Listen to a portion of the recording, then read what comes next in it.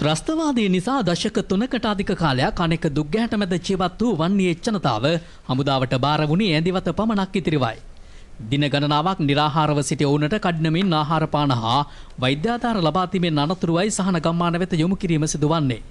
මේ වන විට සහන මධ්‍යස්ථාන 36ක 1,86,000කට වැඩි පිරිසකට රැකවරණය සැලසීමට රජය පියවර අරන්. ජනතාවගේ අවශ්‍යතා ඉටු කරමින් ඔවුන් රැක බලා ගන්නා රජය ඔවුන් කඩිනමින් තාවකාලික නිවාසවලද පදිංචි කිරීමට පියවරගෙන තිබෙනවා.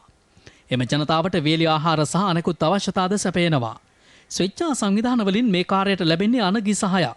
මේ වන විට වවුනියාව මැනික් ෆාම් ප්‍රදේශයේ සහන ගම්මාන 4ක ජනතාව පදිංචි කර ඇති අතර තවත් ගම්මානයක ඉදිකිරීම් කඩිනමින් සිදු කෙරෙනවා.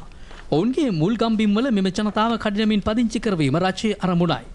එහි ආරම්භය ලෙස මන්නරම සිලාවතුරු ප්‍රදේශයේ පවුල් 122ක් පදිංචි කරවීම පසුගියදා සිදු කෙරුණා. ජනාධිපති ජ්‍යෙෂ්ඨ උපදේශක පාර්ලිමේන්තු මන්ත්‍රී බැසිල් රාජපක්ෂ මහතා පසුගියදා වවුනියාව සුබසාධන මධ්‍යස්ථානවල කටයුතු සොයාපැලීමේ නිරීක්ෂණ චාරිකාවක නිරත වුණා. නැගෙනහිර අවතැන් වෙච්ච වෙලාවේ අපේ ජනතාව හොඳට අපි බලාගත්තා. අඩු ගානේ අල්ලපු දිස්ත්‍රික්කවල පොළොන්නරුව අම්පාර වගේ දිස්ත්‍රික්කවල අය දන්නෙත් නෑ මඩකලපුවේ 1,80,000ක් අවතැන් වුණා කියලා. ඒ තරම් හොඳට අපි ඒ අවතැන් වුවන් බලාගත්තා.